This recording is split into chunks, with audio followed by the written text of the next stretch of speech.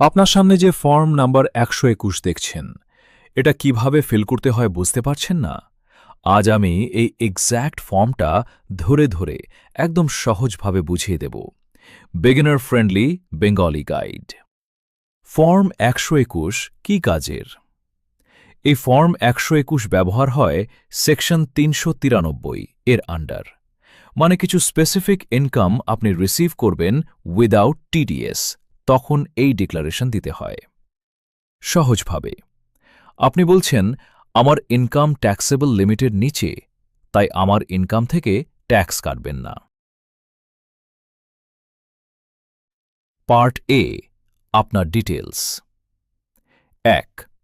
Name. PAN card অনুযায়ী full নাম লিখুন। ২. অ্যাড্রেস। ফুল অ্যাড্রেস লিখুন। House, road, area, district, state, pin সব দিন। ৩. প্যান নাম্বার একদম ঠিকভাবে দিন।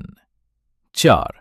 Status individual/HUF/firm। ৫. Residential status resident non resident select করুন। ইন্ডিয়াতে থাকলে রেসিডেন্ট। এজ ৬০+, যদি ৬০ বছরের বেশি হন ইয়েস, না হলে no. ৬. Email ID active email দিন। ৭. মোবাইল নাম্বার কান্ট্রি কোড +৯১ দিয়ে নাম্বার দিন। ৮. ট্যাক্স ইয়ার যেমন ২০২৪ থেকে ২৫/২০২৫ থেকে ২৬। ডিটেলস অফ ইনকাম সবচেয়ে important part. ৯.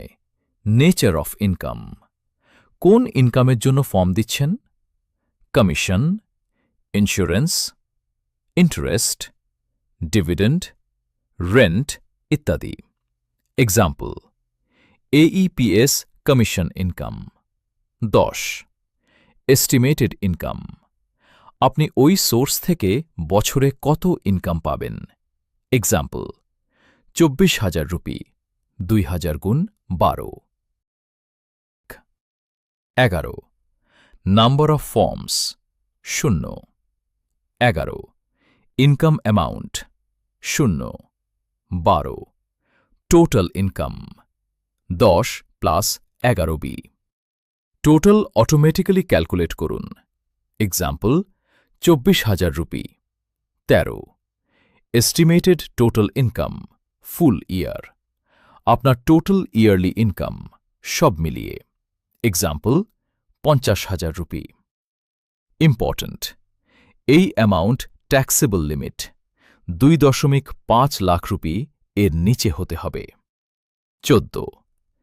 Previous ২ years ITR যদি আইটিআর ফাইল করে থাকেন ডিটেলস দিন, না করলে ব্ল্যাঙ্ক রাখতে পারেন। ডিক্লারেশন সেকশন নিচে নেম লিখুন, প্লেস, সিটি, ডেট, সাইনচার করুন। এখানে আপনি ডিক্লেয়ার করছেন